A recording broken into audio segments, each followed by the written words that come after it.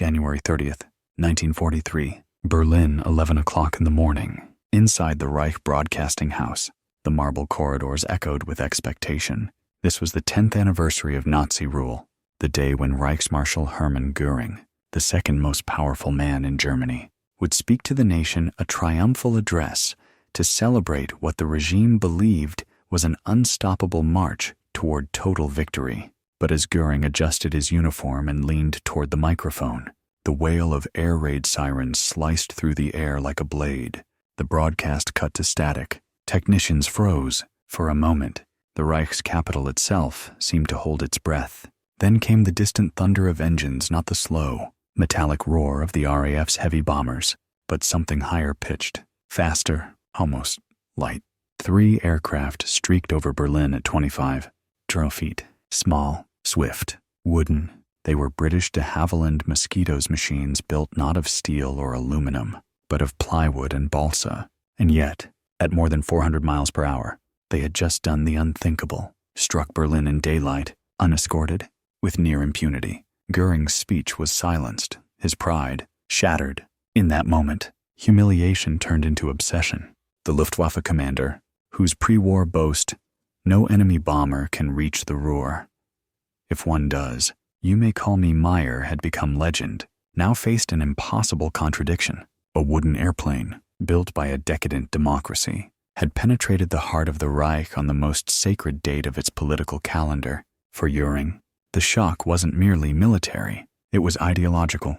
The Mosquito represented everything the Nazi system claimed was impossible: decentralized production, resource efficiency, intellectual collaboration between engineers and craftsmen, and above all, the triumph of ingenuity over hierarchy. Within hours of that raid, Göring would order the Luftwaffe's design bureaus to create a German equivalent. The result would be a saga of envy, desperation, and failure that exposed the very fault lines inside Germany's war economy. That morning's attack was not a fluke. It was part of a growing pattern that German radar operators had been warning about for months. The British had fielded an aircraft that defied interception. Out of more than 600 missions flown into German airspace by early 1943, the Mosquito's loss rate was less than 1%, a number so low that Luftwaffe intelligence refused to believe it at first. By comparison, conventional RAF bombers like the Wellington or Lancaster often lost 5 to 10% per sortie. To military analysts today, those statistics mark one of the sharpest asymmetries of the Second World War, a glimpse of how technology could invert power itself. The Mosquito's genius began years earlier, in 1938, in the mind of British aircraft designer Geoffrey de Havilland. While most of the world's aviation experts were obsessed with all metal construction aluminum frames, riveted skins, pressurized cockpits, de Havilland proposed something heretical: a bomber made entirely of wood, unarmed, and built for speed alone. The British Air Ministry initially dismissed the idea as absurd. How could a wooden aircraft survive modern combat? How could an unarmed bomber outfly fighters? De Havilland's answer was deceptively simple: mathematics. Wood, when properly engineered, had a higher strength-to-weight ratio than aluminum, and Britain had thousands of skilled carpenters, piano builders, and furniture makers idled by war. Aluminum, by contrast, would soon be rationed for Spitfires and Hurricanes. By 1940, the logic of necessity met the vision of innovation. Britain approved the prototype DH-98, codenamed W405D. On November 25th that year, test pilot Geoffrey de Havilland Jr. took the bright yellow prototype aloft for a 30-minute flight that would change aviation forever. The Mosquito handled like a fighter, accelerated like one, and, astonishingly, was faster than the very Spitfire designed to protect it. At 22 feet, the prototype reached 392 mph, later refined to over 420 mph with improved Merlins. The calculations were vindicated. The wooden wonder worked. Its construction was a marvel of wartime pragmatism. 2 half-shell fuselages were laid in giant concrete molds, layered with birch plywood, Ecuadorian balsa, and more birch, all bonded by a milk-based adhesive called casein. The halves were joined along the center line to form a single seamless body.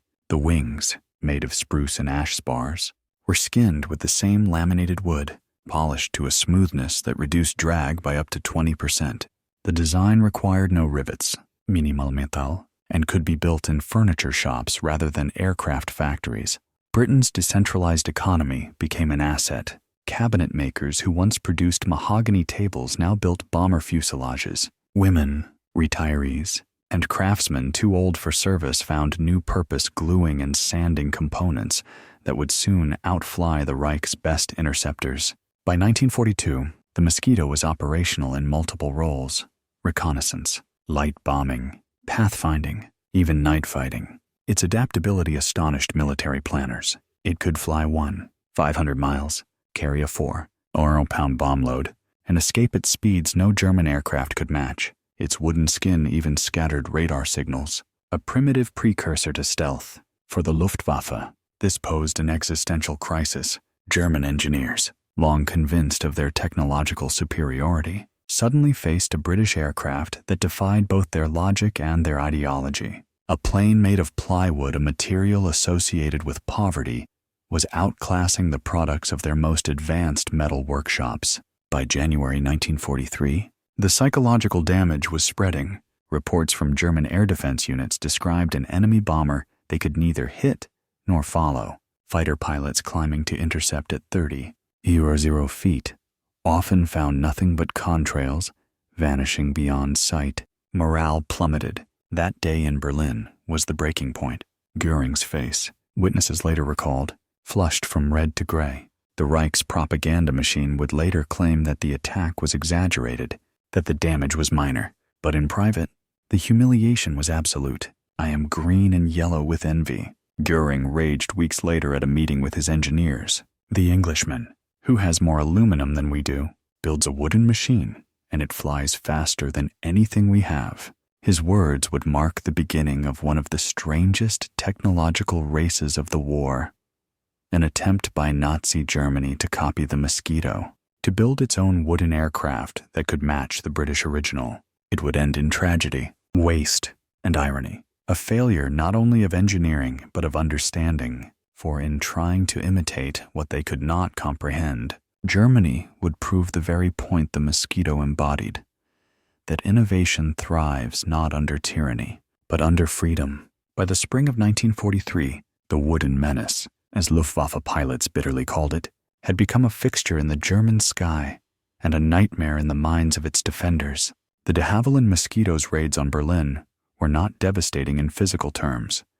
Their payloads were small, but psychologically, they struck deeper than the largest Allied bombing runs. They revealed that the Reich's proud air defenses could not even guarantee the safety of their own capital from a handful of wooden aircraft. Every week, British pilots flew missions that seemed to mock the Luftwaffe's arrogance. They raided Gestapo headquarters in Oslo, bombed the Philips radio works in Eindhoven with surgical precision, and attacked Berlin itself twice in a single day. German anti-aircraft gunners, once feared as the best in the world, fired tens of thousands of shells for no reward. Their adversary was already gone by the time the guns roared. To understand why the Mosquito's success hurt so deeply, one must look beyond its airframe. It wasn't just a machine, it was an idea. It embodied everything Germany had abandoned: pragmatic engineering, flexible production, and decentralized decision-making. Inside the Luftwaffe, Göring's fury turned inward. He convened emergency meetings at his hunting estate, Hall, summoning the heads of Germany's aviation industry. The minutes of one infamous March 1943 conference preserved by Allied intelligence read like a transcript of collapse. Göring paced furiously before his engineers, his voice trembling with disbelief. "The Englishman has more aluminum than we do, and yet he builds from wood. What am I to tell the Führer? That their carpenters have defeated our scientists?" Sitting in silence was Professor Willy Messerschmitt, Germany's preeminent aircraft designer. His company had produced the Bf-109 and Bf-110, both all-metal fighters that had once dominated Europe.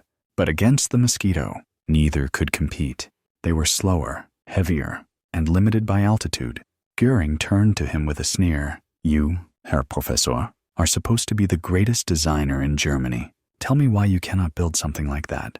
Messerschmitt had no answer, and the truth was complex.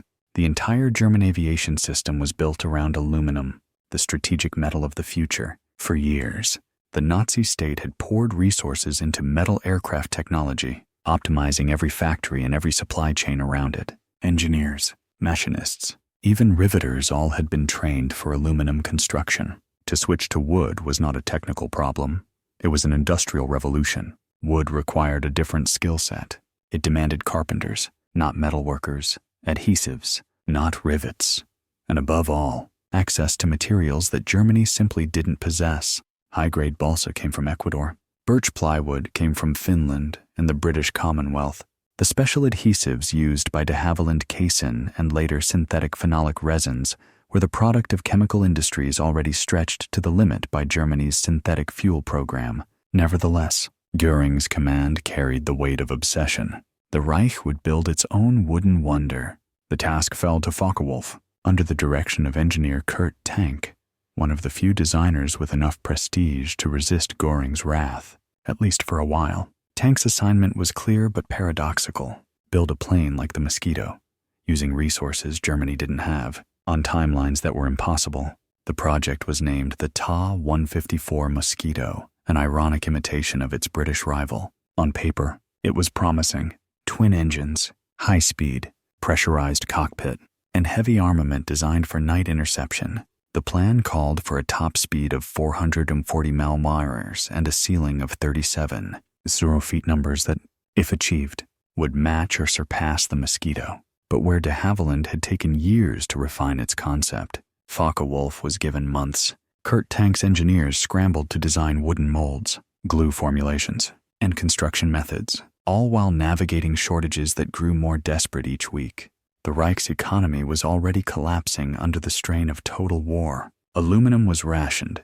Steel was prioritized for tanks. Even high-quality timber was scarce diverted to fortifications, railway sleepers, and coal mines. Germany's woodworking industry also lacked the kind of artisanal expertise that had powered de Havilland's decentralized miracle. British piano makers and furniture craftsmen could turn precision joinery into aerodynamic curves. German carpenters, trained in heavier, utilitarian construction, struggled to meet the tight tolerances required for high-performance aircraft.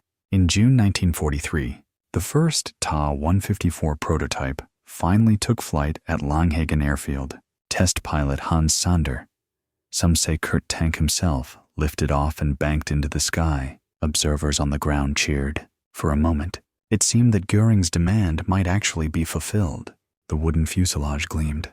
The aircraft handled smoothly, and its Junkers Jumo 211 engines performed adequately, though not spectacularly. Subsequent test flights confirmed that, stripped of armament and radar, the prototype could reach impressive speeds near 430 mph. The Luftwaffe declared victory too early. Orders poured in, 37 aircraft by May 1944, scaling to 250 per month by November. Factories in Posen were converted for production. Propaganda posters hailed the Ta-154 as Germany's answer to the British Mosquito. But the illusion would not last. Behind the optimism, cracks were already forming, literal cracks in the airframes and deeper fissures within the system that built them.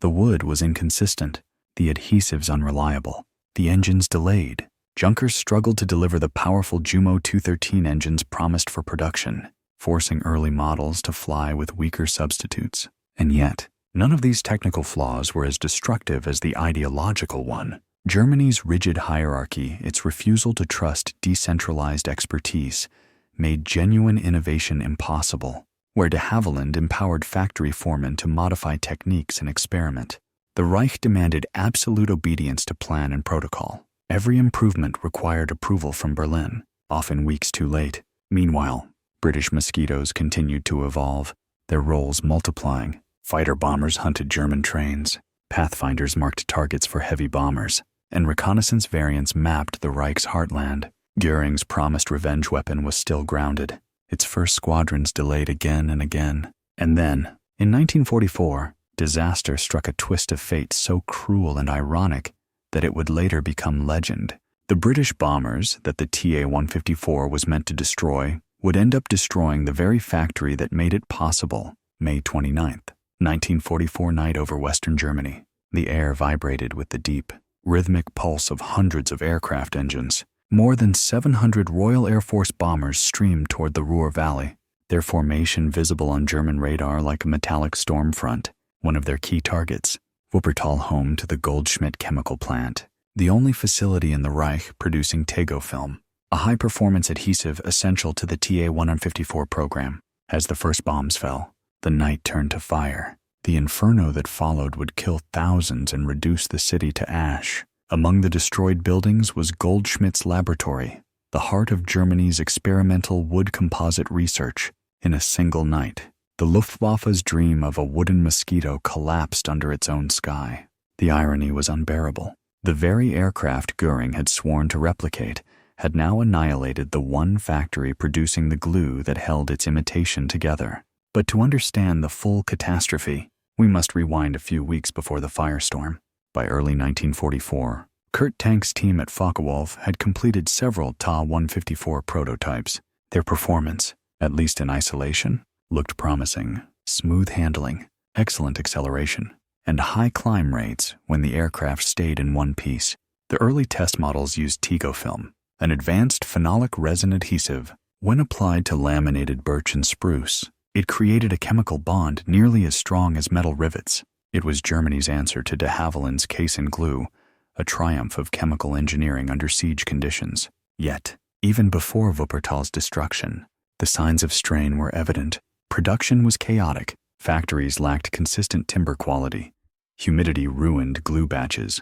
Untrained workers misapplied bonding layers. Some fuselages warped during curing. Others delaminated under stress. Then the bombing erased Germany's only Tego film source. In a desperate scramble, engineers substituted a different adhesive produced by Dynamit Nobel AG in Leverkusen, a phenolic resin designed for civilian furniture, not aircraft. The manufacturer assured the Reich Aviation Ministry that it would suffice, but chemistry is not ideology. It obeys no Führer. Within weeks, tragedy proved the truth. On June 28, 1944, a Ta-154A1 prototype took off for a routine test flight near Langenhagen. Moments after reaching altitude, witnesses saw the aircraft shudder, its wings flex unnaturally, then shear clean off. The fuselage plunged in flames.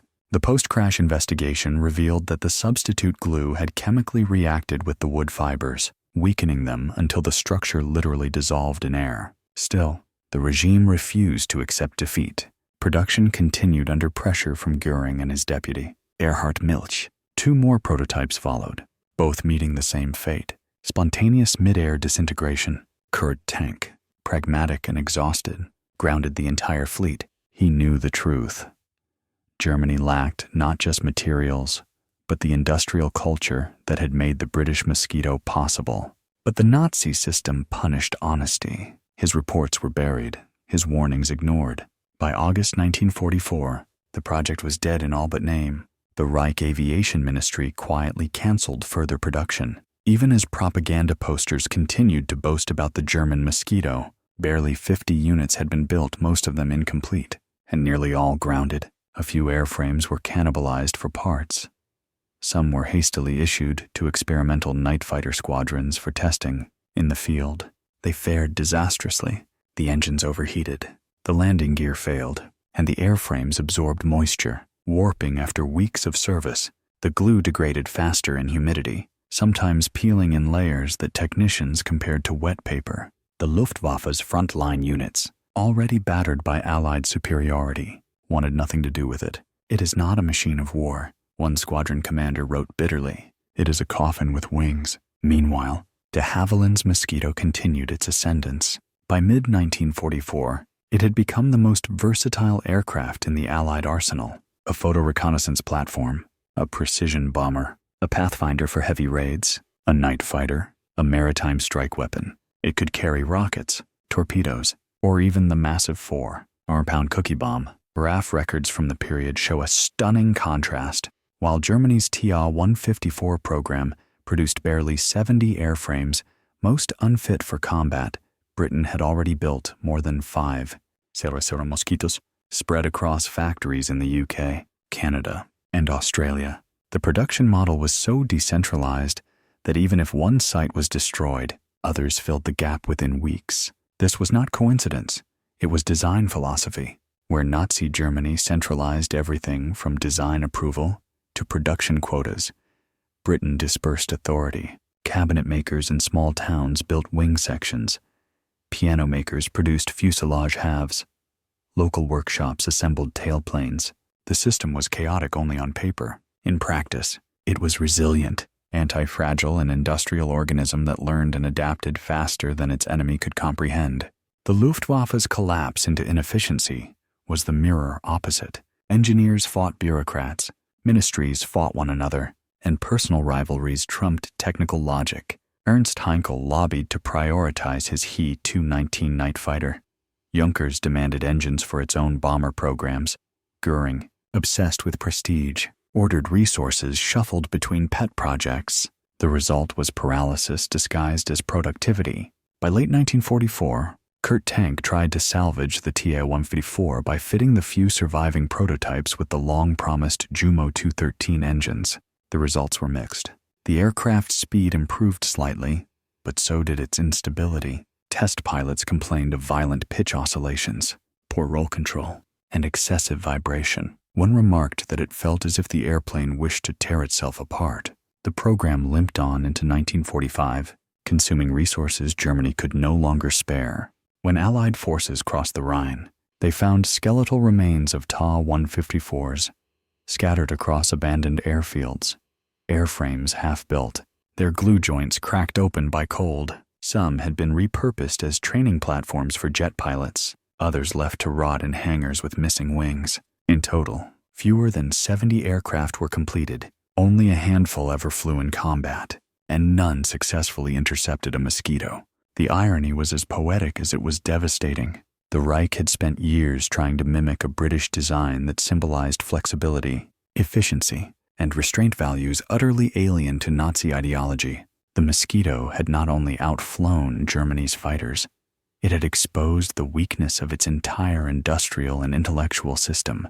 And in that exposure lay one of the defining lessons of modern warfare, a truth that resonates far beyond the wooden wings of the 1940s.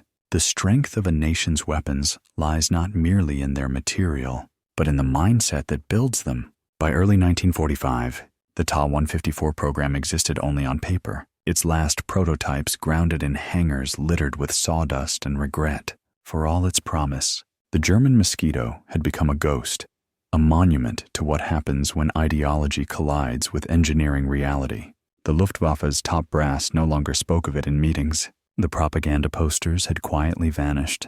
Even Göring, once consumed by envy, had moved on to his next illusion, the miracle jets that would supposedly turn the tide of the war. But deep inside Germany's engineering community, the lessons were already being whispered in labs, in workshops, in the private notebooks of men who still dared to think beyond the Reich's collapse. They saw in the mosquito something far greater than a tactical problem.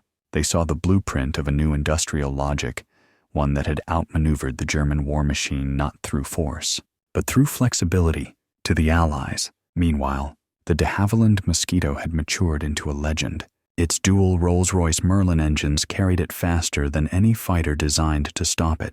Its wooden skin scattered radar waves, making it one of the earliest examples of what modern militaries now call stealth by design. In the words of one RAF commander, it was the aircraft that could do everything, and did.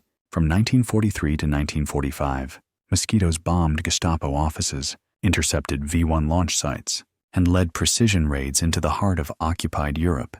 They destroyed German records in Oslo, eliminated communications hubs in Hamburg, and crippled transportation links across the Reich, all with surgical efficiency and remarkably low losses. At its peak, the RAF's Mosquito squadrons operated with a loss rate of barely 2%, unheard of for any bomber in the Second World War. To the men who flew them, it was not just a plane, but a lifeline. Pilots trusted its speed. Navigators admired its endurance. Ground crews loved its simplicity. She was made of wood, one veteran later said, but she felt alive. For Göring, every successful raid was another insult carved into his pride. When the Allies broadcast footage of Mosquitoes flying in formation over Berlin, the symbolism was cruel and perfect. a wooden craft built by civilians, humbling the empire that had declared itself invincible. But behind the theater of humiliation lay a deeper geopolitical revelation. The Mosquito's triumph was not just Britain's. It was proof that industrial democracies with their messy systems, free-thinking engineers, and decentralized industries could outperform autocracies that worshipped control. The aircraft became a physical embodiment of the West's emerging advantage, adaptability. Germany's aviation industry, once the envy of the world, had become a bureaucratic labyrinth. Each aircraft design required approval from multiple ministries, party officials, and Göring's personal staff. Innovation slowed to a crawl. By contrast, de Havilland's small team worked autonomously, guided by a single principle: build what works, not what impresses. This philosophical divide shaped the outcome of the entire air war. The British wooden wonder was not born from endless committees, but from a designer's conviction that function must lead form, and that victory favored those who dared to defy convention. The consequences of that mindset were devastating for the Reich. Between late 1944 and early 1945, Mosquitoes conducted hundreds of nuisance raids across Germany's small, surgical strikes that forced the Luftwaffe to scramble fighters in the middle of the night, wasting precious fuel and exhausting crews. Entire squadrons would launch to chase phantoms, only to find the sky empty. It was psychological warfare disguised as engineering. German radar stations learned to fear the Mosquito's echo: faint, inconsistent, impossible to track. Some operators claimed that the wooden planes seemed to vanish between pulses. In reality, their low radar signature and erratic tactics made them nearly invisible to early detection systems. Even when Germany's fastest interceptors, like the Me-410 or the new jet-powered Me-262, were deployed, the Mosquito's versatility nullified their advantage. The jets could outpace it in straight flight, yes, but they could not intercept it effectively by the time they climbed to altitude. The British planes were already gone. In March 1945, an intelligence report circulated among Allied command summarized the irony succinctly. German aircraft are faster, heavier, and fewer. Ours are lighter, cheaper, and everywhere. It was a statement that captured the essence of industrial warfare in the 20th century, a lesson still studied in military academies today. The Ta-154, meanwhile, became a tragic footnote. Out of nearly 70 airframes built, fewer than a dozen ever flew operational sorties. Of those, none scored confirmed kills against a Mosquito. Their wooden structures warped in the damp spring weather. Their adhesives failed, and their engines were underpowered. Even the best examples struggled to reach 400 mph, a full 50 mph slower than their British inspiration. By April 1945, Allied forces had overrun Focke-Wulf's production sites. The remaining aircraft were captured, studied, and dismissed as curiosities. One British engineer, examining a disassembled Ta-154 at Farnborough after the war, reportedly muttered, "They tried to copy a miracle. You can't reverse engineer spirit." His words, though poetic, carried a strategic truth. The Mosquito was never just a triumph of material science.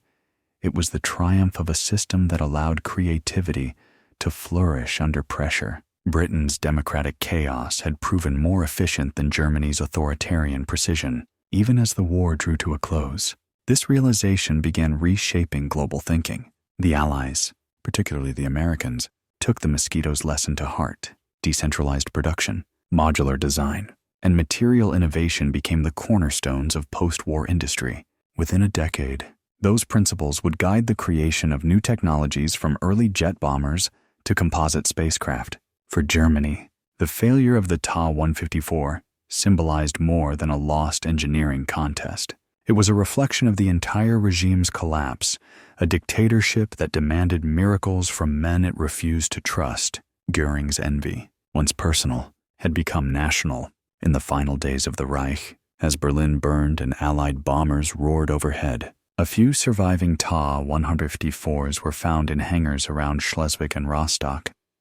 Their fuselages cracked, their adhesives crumbling, their promise unfulfilled. No pilot volunteered to fly them, and as the war ended, the sound that haunted Göring most was not the shriek of sirens or the roar of jets. It was the low, steady hum of wooden wings, the Mosquito, passing overhead once more, unchallenged, untouchable, and unforgettable. When the guns finally fell silent in May 1945, the ruins of Europe told stories far beyond strategy and firepower. Among them was the tale of two airplanes, one that embodied vision and another that symbolized vanity, the de Havilland Mosquito and the Focke-Wulf. Ta-154 stood as opposites not only in material, but in meaning. To the victors, the Mosquito represented ingenuity, born of necessity. The idea that innovation thrives when people are free to think laterally, to question assumptions, and to improvise. To the defeated, the Ta-154 stood as a cautionary monument to arrogance, an empire that believed superiority could be commanded into existence, and that envy could substitute for understanding. In post-war Germany, the surviving fragments of the Ta-154 were gathered by Allied engineers for analysis. The British Air Ministry's report, issued in late 1946, summarized it bluntly. The Ta-154 program failed not due to incompetence, but due to systemic inflexibility. German aviation attempted to replicate a philosophy without replicating the conditions that produced it. It was an autopsy on ideology. The Nazis had tried to copy the Mosquito's body, but never grasped its soul. The failure went beyond adhesives or engine shortages. It revealed how industrial ecosystems determine success as much as individual brilliance. Geoffrey de Havilland's genius lay not only in design, but in knowing what Britain could actually build. He understood that the true resource of a nation at war wasn't aluminum or oil. It was people and their collective capacity to adapt. Germany, by contrast, had weaponized its intellect but shackled its creativity. Every engineer was accountable to a bureaucrat, every designer to a political commissar. In such an environment, innovation suffocates. The problem, wrote one captured German scientist after the war, was not that we lacked intelligence, but that we lacked permission to use it. The Mosquito, by contrast, was an act of creative rebellion that had been allowed to succeed. Its designer defied the Air Ministry's skepticism, arguing his case with mathematics and logic rather than ideology.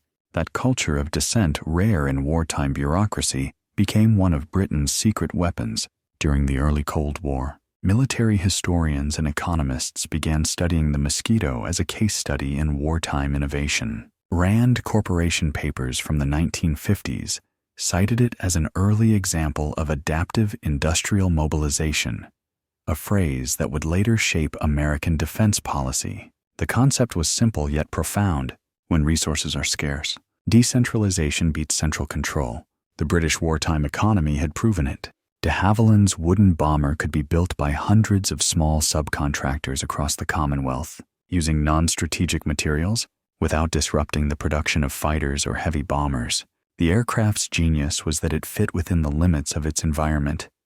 It didn't try to transcend them through fantasy. The Ta-154 did the opposite.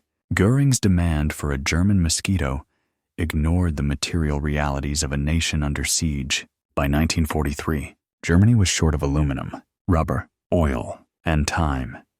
Yet it diverted scarce talent and factory capacity to chase a vanity project that could never meet its goals. In the language of modern economics, it was a case of misallocated innovation capital. Historians now see the Ta-154 as a symbol of the late-war German mindset technological brilliance undermined by strategic delusion. Even as the Allies built thousands of reliable, cost-effective aircraft, the Reich continued to gamble on prototypes that consumed vast resources and delivered little in return. That obsession with prestige weapons, the V-2 rocket, the Me-262 jet, the supertanks became the final signature of Nazi engineering. Impressive on paper, irrelevant in practice. The Mosquito, on the other hand, had no propaganda value when it was conceived. It wasn't designed to impress the Führer or the press. It was designed to work. That humility, that relentless focus on purpose over spectacle, made it devastatingly effective. By war's end, more than 700 Mosquitoes had been built. They served in 42 different variants. In every theater of the war, from the Arctic to the Pacific, they mapped the Normandy beaches, chased U-boats in the North Sea, and even flew the last British bombing mission of the European conflict on May 2nd, 1945, targeting the submarine yards at Kiel. Meanwhile, only around 70 to 154s ever left the factory floor. Most never flew.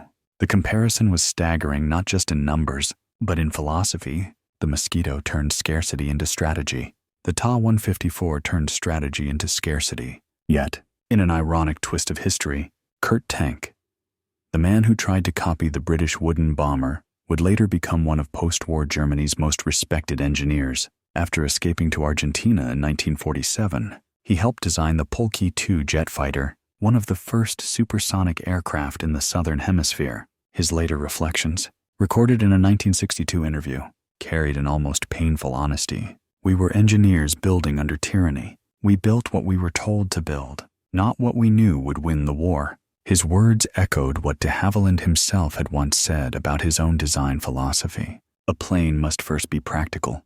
Beauty, glory, and prestige come later, if it flies well enough to deserve them. 2 engineers, 2 nations, 2 systems, and 1 timeless truth. In the end, the wooden wonder became more than a plane. It became a metaphor for the 20th century's most enduring struggle, the contest between authoritarian control and creative freedom. Germany had the science, but Britain had the imagination. And imagination, history would prove, was the stronger weapon. The post-war years transformed the Mosquito from a wartime legend into an icon of industrial philosophy, proof that technology, when aligned with human adaptability, could reshape the very nature of conflict and recovery. While much of Europe lay in ruins, the lessons embedded in its wooden frame began to ripple outward, influencing everything from aviation design to the emerging doctrines of Cold War economics. In the skies over airfields across Britain, the remaining Mosquitoes continued to fly for years after the war.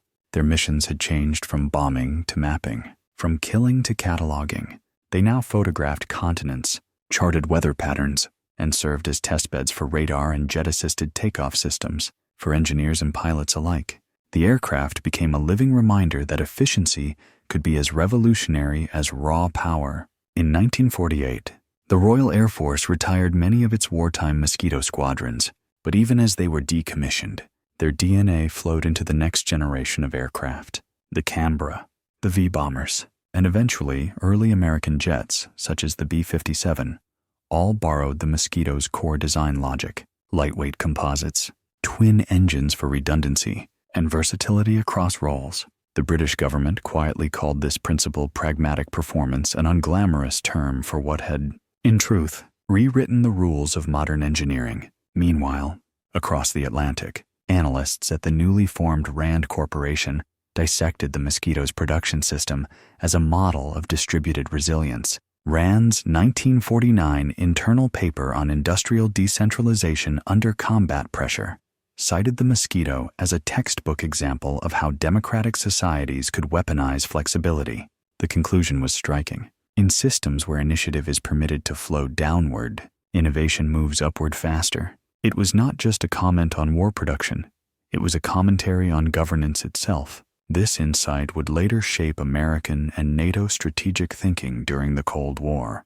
From missile development to aerospace manufacturing, Western nations sought to combine central direction with local autonomy, a philosophy born in the glue, wood, and sweat of de Havilland's wartime workshops. In Germany, the story of the Ta-154 was studied just as intensely, though for opposite reasons. At the Technical University of Braunschweig in 1952, engineering students were assigned case studies dissecting its failure. The project became shorthand for the dangers of over-centralized innovation. Professors used it to teach future engineers that technology cannot exist independently of the system that sustains it. Kurt Tank, though exiled in Argentina, was occasionally invited to lecture remotely via correspondences published in Flugwelt. His words carried a melancholy clarity. The Mosquito's secret was not in its wood, but in its will. It was born from a system that allowed an engineer to say no and to still be heard. That idea, the power of dissent within creation, marked a fundamental break between totalitarian and democratic engineering cultures. Under Nazi Germany, dissent was equated with disloyalty. In Britain, it was the source of progress. While the Mosquito's production lines slowed, its moral and mechanical legacy accelerated. Canada and Australia continued building variants for civilian use aerial survey planes, mail carriers, and meteorological platforms. Some were refitted for anti-submarine duties during the early years of the Cold War, flying low over the North Atlantic to detect Soviet submarines. The aircraft that once carried bombs now carried instruments, its silent speed a reminder of peace reclaimed from war. And yet, the shadow of envy lingered. Hermann Göring, imprisoned after the war, reportedly mentioned the Mosquito during one of his final conversations before the Nuremberg trials. An American interrogator recorded him saying, "It was that damned English carpenter's plane. I could never believe it would work until it flew over my head." The remark, half in bitterness and half in admiration, summed up the entire delusion of the Third Reich, a state that believed power could be decreed but not earned. Meanwhile, Britain faced its own paradox. The Mosquito had shown the power of efficiency, but in peacetime, that efficiency would be co-opted by austerity. Post-war Britain, financially exhausted, dismantled much of the wartime production network that had built the aircraft. Factories that once shaped wings returned to making furniture. Piano workshops went silent. In an ironic twist, the same decentralized system that had saved the nation was deemed too unruly for peacetime bureaucracy. Still, the intellectual impact could not be erased. At the 1951 Festival of Britain, the Mosquito's design was celebrated not as a weapon, but as art and example of British modern functionalism. Engineers and designers presented it as proof that utility and beauty could coexist. The Mosquito, once a symbol of stealth and survival, was now a symbol of creative freedom. Across the Channel, the defeated German engineers who studied it found themselves at the dawn of a new industrial order. Many went on to work for post-war aerospace companies like Messerschmitt Bölkow Blohm and Dornier. They would later admit that the wooden wonder had quietly redefined their professional ethics. Never again, one of them told Der Spiegel in 1965, would we build for propaganda, only for purpose. It was a rare admission of collective humility, one born not from ideology, but from failure. As the 1950s gave way to the jet age, the Mosquito faded from frontline service, but not from memory. When the last operational unit was retired in 1956, an RAF announcer called it a machine that proved brains could beat metal. That single line would be quoted in countless documentaries, books, and films to come. Even today, aviation historians describe the Mosquito as one of the few aircraft that won its war twice, first in the air and then in the classroom. The Ta-154, in contrast, existed largely as wreckage, a lesson entombed in its own contradictions. It had been built to show superiority, and instead became evidence of weakness when viewed side by side. Their stories form more than a chapter of aviation history. They form a mirror for the modern age, one that still reflects the same tension between command and creativity, between control and collaboration, because in the end, the story of the Mosquito was never about wood or warplanes. It was about freedom, the rare kind that allows an idea, however fragile, to take flight. 80 years later, the echo of those wooden wings still hums through the halls of history. The de Havilland Mosquito, once mocked as a fragile experiment, endures as one of the most consequential designs in aviation's evolution. To modern engineers, it represents not just a machine, but a mindset, innovation through constraint, courage through simplicity, and genius through trust. In aviation museums from London to Ottawa, its smooth wooden skin still glows under museum lights, not with nostalgia, but with quiet defiance. Visitors lean close, tracing the grain of the birch and balsa, and realize that this was not the relic of an outdated technology, but the ancestor of every composite aircraft that followed. The Mosquito's sandwich-layered fuselage plywood bonded by resin adhesives was the spiritual predecessor of carbon fiber. It was, in every sense, the first aircraft of the modern age. By contrast, only fragments of the Focke-Wulf Ta-154 remain warped ribs, crumbling adhesive, a ghost of Göring's envy preserved in glass. It sits in museums like a fossil of ideology, an artifact of how tyranny suffocates its own talent. Standing before the two, side by side, the British Mosquito gleaming like sculpture, the German Mosquito blackened and broken, one sees not merely two aircraft, but two civilizations choosing their destinies. Modern historians now view their rivalry through a broader lens. The Mosquito was not just an Allied success story. Nor was the Ta-154 merely a German failure. They were reflections of competing worldviews that continue to shape geopolitics even today. Adaptability versus rigidity, creativity versus conformity, the distributed mind versus the centralized state.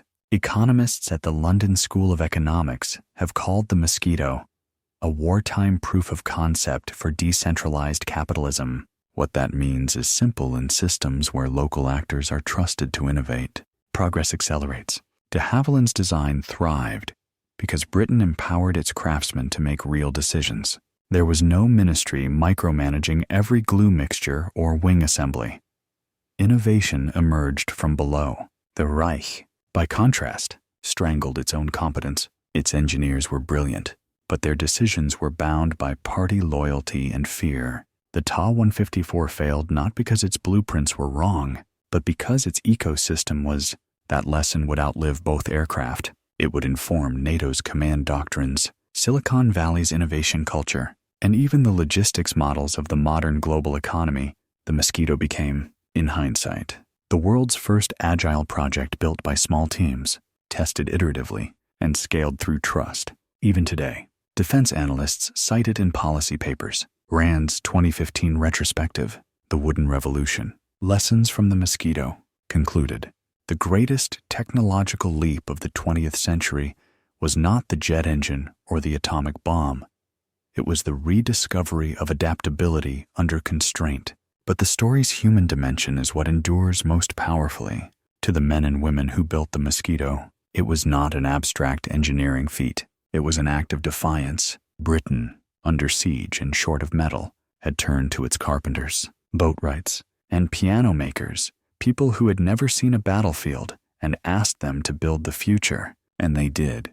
They turned kitchen tables into blueprints, workshops into factories, and their quiet craftsmanship into the hum of wooden thunder over Nazi Europe. When veterans of the de Havilland plant in Hatfield were interviewed decades later, many spoke of the aircraft with the affection of parents recalling a child. One elderly worker described sanding the fuselage of a reconnaissance variant by hand for 2 days straight. "We knew," she said, "that every stroke meant another boy might come home alive." The aircraft they built went on to save thousands, not just by destroying targets, but by reducing losses. Its speed and efficiency meant fewer sorties, fewer crews lost, fewer widows receiving telegrams. It was the moral victory of design, protection through performance. Meanwhile, across the ruins of post-war Germany, surviving Luftwaffe engineers began to grapple with uncomfortable truths. The Ta-154's failure had been technical, yes, but also philosophical. In internal memos found after the war, some German designers admitted that the project had been pursued for prestige, not necessity. The pursuit of the German Mosquito had drained resources from more promising innovations like the Me-262 jet, which, properly developed, might have altered the course of the air war. In that sense, Göring's envy did more damage to Germany's aviation future than any Allied raid. It redirected genius away from invention and into imitation, from curiosity into competition. And perhaps that is why the Mosquito's legacy feels so contemporary. In a world still obsessed with technological one-upmanship, its story reminds us that true innovation doesn't come from chasing rivals. It comes from knowing oneself. Britain's designers didn't build the Mosquito to outshine the enemy. They built it to solve their own problem: how to fight a global war with limited means. In doing so, they changed not just aviation, but the philosophy of progress itself. Even the Mosquito's silence was prophetic. It flew without defensive guns, a bomber with no tail turrets, no heavy armor, no defensive crew. That absence was not weakness. It was confidence in design. It trusted speed, not brute force. Decades later, when jet fighters began relying on radar evasion rather than armor, they were, unknowingly, following the Mosquito's doctrine. When the last surviving airworthy Mosquito took to the skies in New Zealand in 2012, its engines sang the same harmonic duet that had once shaken Berlin. Spectators stood in stunned reverence. Among them were veterans, grandchildren, engineers, and ordinary citizens, all united by awe. For a moment, time folded. The past had not returned. It had been reaffirmed. The narrator of a BBC broadcast that day closed with words that have since been engraved at the de Havilland Museum. It was built of wood, flown with courage, and remembered with love. The mosquito proved that progress is not about what we have. It's about what we believe we can build. That, ultimately, is the moral arc that began on that cold January morning in 1943, when Hermann Göring looked skyward and saw wooden shadows mocking the Reich's might. He had watched history's hinge turn in real time, but he had mistaken humiliation for heresy. For the rest of the world, those shadows became light a lesson in how humility, collaboration, and imagination could defeat even the most disciplined tyranny. The Wooden Wonder didn't just win a war, it defined an era,